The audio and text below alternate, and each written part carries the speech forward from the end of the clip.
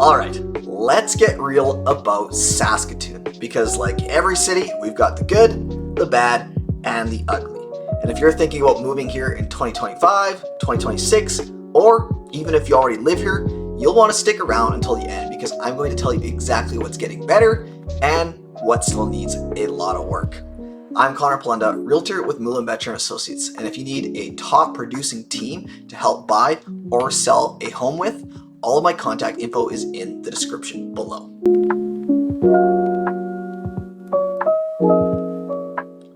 Alright, let's start with the part nobody likes to talk about, the ugly. Let's face it, no city is perfect, and Saskatoon definitely has its share of struggles. Top of the list, crime. Saskatoon still ranks among the higher crime rates per capita in Canada. Now, before you panic, that doesn't mean the whole city's just a lawless hellscape. Most incidents are concentrated in specific areas, and a lot of it is property crime and petty theft.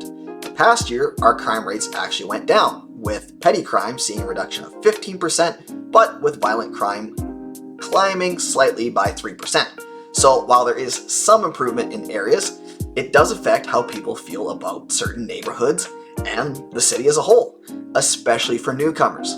For families or first-time buyers moving in from cities like Calgary, Toronto, or Ottawa, that reputation can be a shock. It's one of the main reasons people hesitate about relocating here, even though the reality is most neighborhoods are very safe. And next up, yeah, we've got to talk about it, it's the winters. Saskatoon winters aren't for the faint of heart. We're talking minus 30 or colder with the wind chill, frozen eyelashes, and cars that don't want to start at 7 a.m. But here's the thing, locals wear it like a badge of honor. You'll hear people say it builds character, but let's be honest, it mostly builds thicker jackets and better remote car starters. While quite a shock to the system your first few winters, you do actually adapt to it. Lastly, Saskatoon's growth has outpaced its infrastructure in a few key areas. Roads, transit, even healthcare capacity is all stretched thin as more people move here. We've been seeing more gridlock, especially in newer neighborhoods like Brighton or Rosewood, and the city is working on it, but the reality is if you're moving here expecting Calgary-level public transit or Vancouver-level amenities, you might be disappointed. Now, let's pivot and talk about the bad that's slowly turning into better, because Saskatoon in 2025 is actually in the middle of some exciting progress. Let's start with the job market. For years, Saskatoon was seen as a boom and bust economy tied to agriculture, mining, and oil, but that's changing. We're seeing more growth in tech, healthcare, education, and even construction trades. Companies are hiring again, and we're seeing more young professionals staying here instead of moving to Alberta or BC. Now, it's not perfect. Wages can still lag compared to Toronto or Calgary, but the cost of living here keeps it balanced. Speaking of costs, while prices have risen, Saskatoon is still one of the most affordable housing markets in Canada.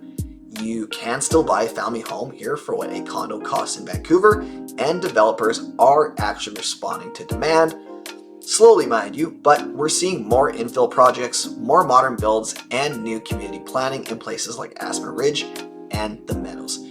Sure, we're still catching up with housing supply, but compared to other major cities, Saskatoon is in a much better position to manage that growth headache. Finally, you have revitalization projects. Downtown specifically is evolving. The city's been working on revitalizing it for years, and we're finally starting to see some results. New condo developments, restaurants, and riverfront spaces, they're all helping to make downtown a place people actually want to spend time again. And it's not without its challenges, but it's heading in the right direction. So give it another few years and Saskatoon's core might just become one of the most vibrant small city downtowns in Western Canada.